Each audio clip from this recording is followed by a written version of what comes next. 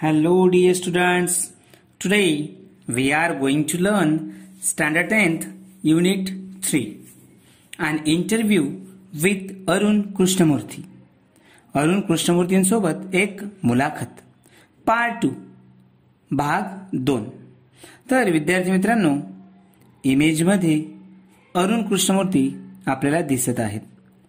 अरुण कृष्णमूर्तींचं चित्र, अरुण कृष्णमूर्तींचा फोटो आपण घेतला आहे, तो चित्रात दिसतोय. अरुण कृष्णमूर्तींना आपण बघू शकतो.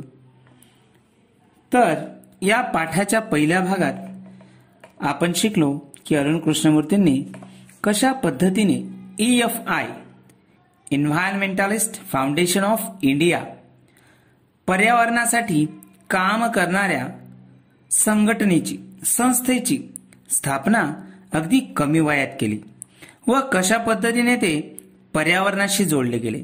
वॉटर बॉडीज, जलसंस्था म्हणजे नदी, तलाव, छोटे तळे व समुद्र किनारा वगैरे त्यांनी कशा पद्धतीने साफ करण्यासाठी घेतले व छोट्या सुरुवातीनंतर वेगवेगळ्या शहरात त्यांचं हे जलसंस्था स्वच्छ करण्याचं काम सर्वत्र पसरलं. काही होतकरू व्हॉलंटियर्स युवक त्यांच्या संस्थेशी जोडले गेलेत. तर विद्यार्थी मित्रांनो, या पाठात त्यांना त्यांच्या कामाबद्दलचा सर्व अनुभव विचारण्यात आला आहे. तर आपण आता पाठातील भाग 2 शिकूयात. चला तर मग. What kind of garbage do people throw into water bodies? How do you deal with the removal of this garbage once you clean the water body? लोक कोणकोणत्या प्रकारचा कचरा जलसंस्थेत टाकतात किंवा फेकतात? जेव्हा तुम्ही जलसंस्था साफ करतात, स्वच्छ करतात, तेव्हा तुम्ही काय ठरवतात? असं अरुण कृष्णमूर्ती यांना विचारण्यात आलं. त्यावर ते काय म्हणतात? Everything from a diaper to worn out slippers, we find everything in our legs.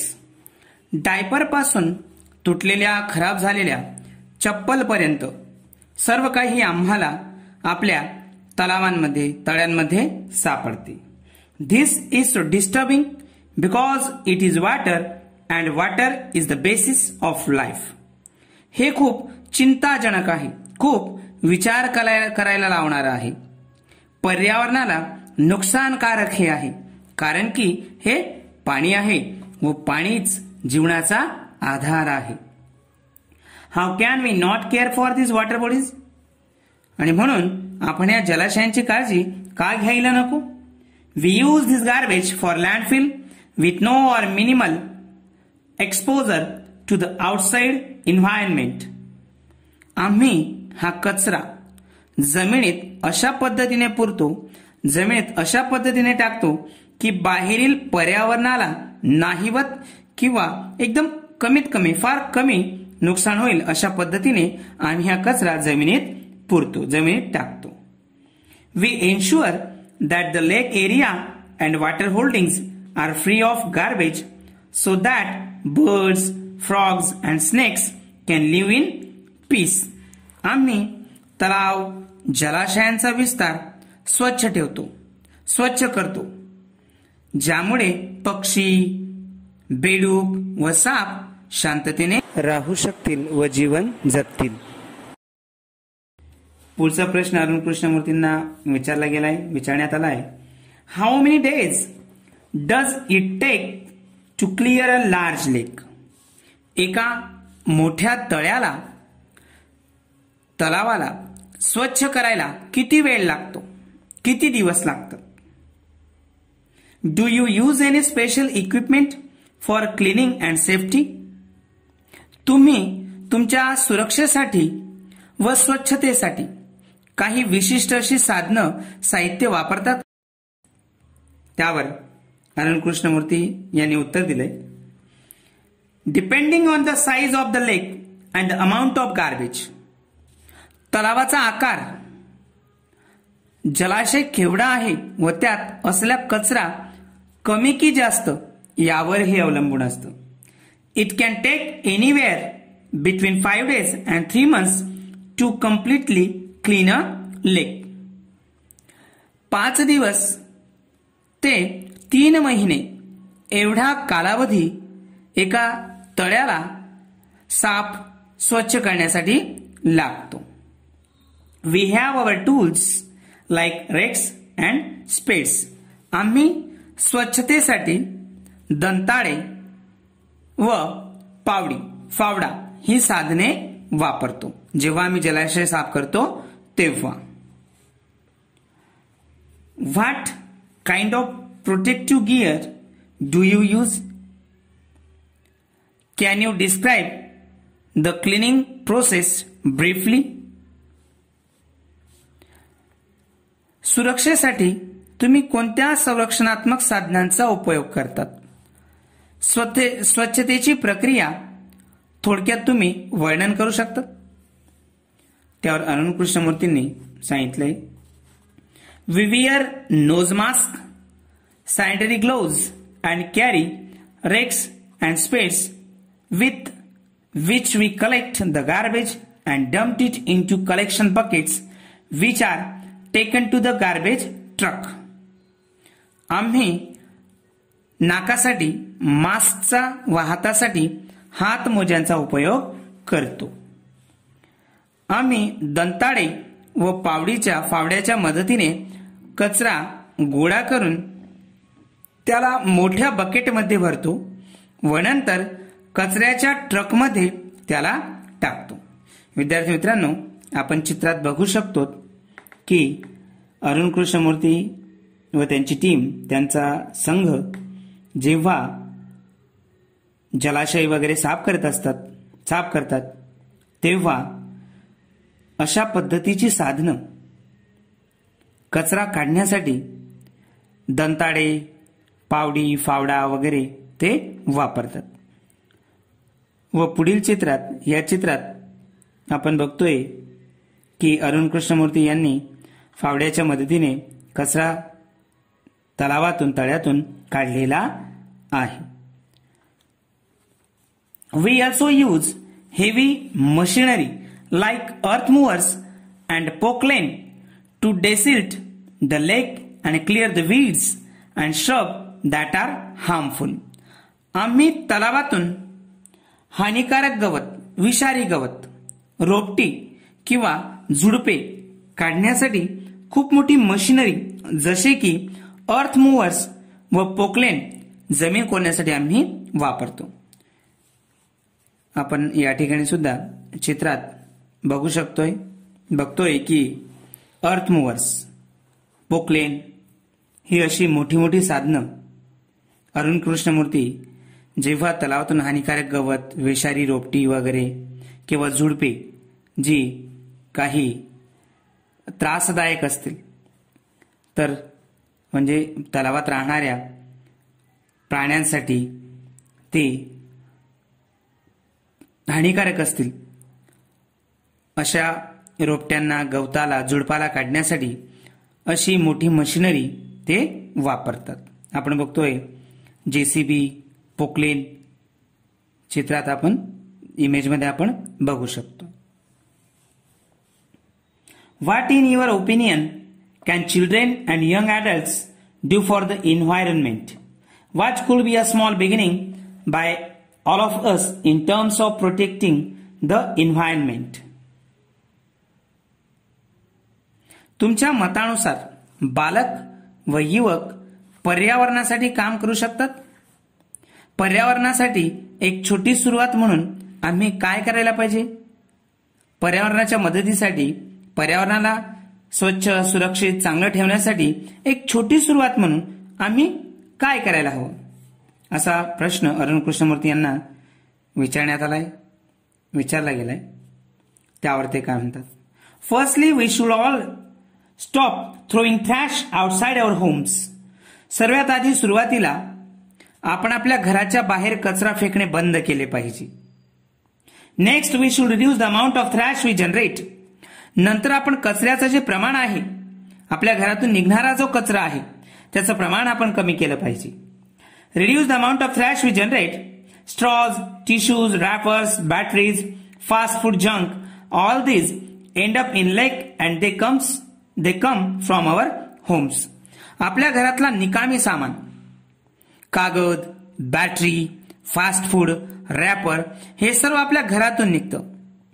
हे आपल्या घरातून येतं व सर्व तलावात आपण ते फेकतो किंवा तलावात फेकण्यात येतं. If we can reduce the amount of garbage at home and if we can dispose all garbage safely, that itself is a great deal. आपण घरातून निघणारा जो कचरा आहे त्या घरातून निघणाऱ्या कचऱ्याचं प्रमाण कमी केलं व जो कचरा आपल्या घरातून निघतोय त्याचा व्यवस्थित निकाल किंवा व्यवस्थापन जर आपण व्यवस्थित केलं तर तेच सर्वात मोठं कार्य किंवा तीच सर्वात मोठी सिद्धी असेल.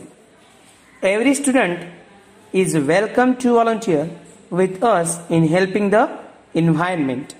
पर्यावरणाच्या मदतीसाठी काम करण्यासाठी, पर्यावरणाच्या स्वच्छतेसाठी, साफसफाईसाठी प्रत्येक विद्यार्थ्याचे आमच्यासोबत स्वेच्छेने काम करण्यासाठी स्वागतच आहे. How much time do school going children need to devote in say a week for an environmental cause?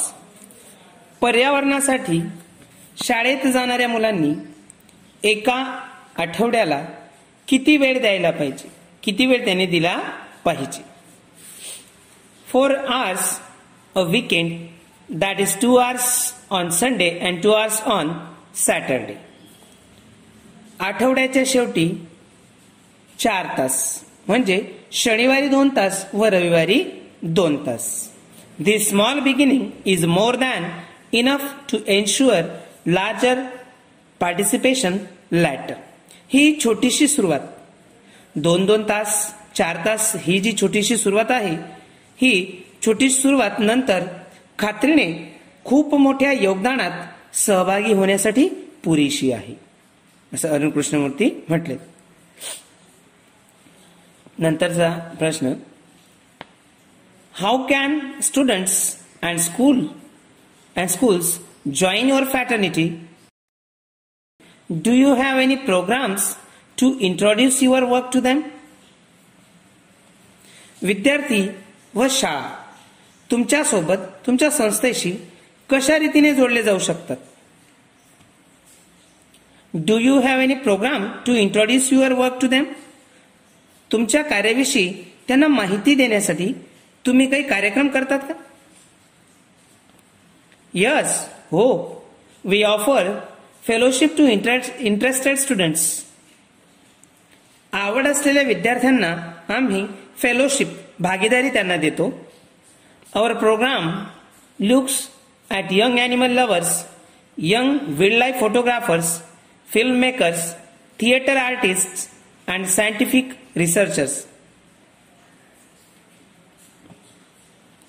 आम्ही असे युवक ज्यांना प्राण्यांची आवड आहे, वन्यजीवन फोटोग्राफर, फिल्म तयार करणार, रंगमंचाचे कलाकार व वैज्ञानिक संशोधक. We give them training in these areas and get them actively involved in all our works. आम्ही त्यांना या क्षेत्रात प्रशिक्षण देतो व आमच्या सर्व कार्यक्रमात त्यांना सक्रिय सहभागी करतो. Our youngest volunteer is in class 3.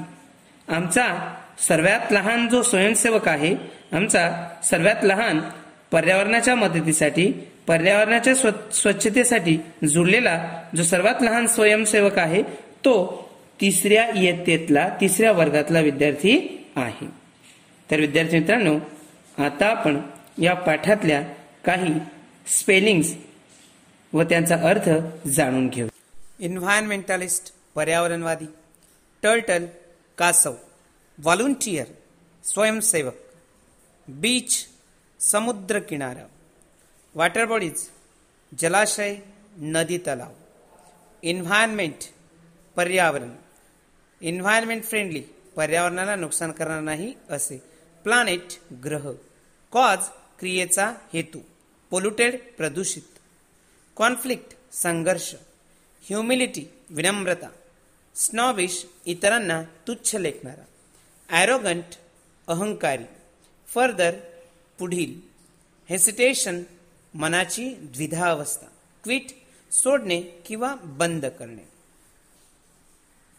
Venture धाडस साहस, वेट विचारपूर्वक, इमोशनल बॉन्ड भावनिक बंधन, लार्ज स्केल मोठ्या प्रमाणावर, डायपर लंगोट, लँडफिल एक पद्धत, टाकाऊ साहित्य जमिनीत पुरणे, वन आउट म्हणजे तुटलेले किंवा खराब झालेले,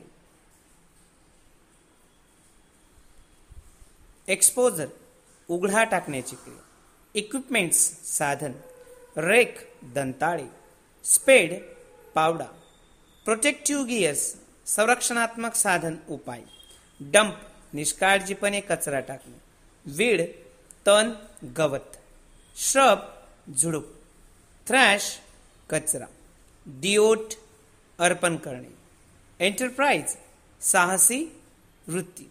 थँक्स विद्यार्थी मित्रांनो.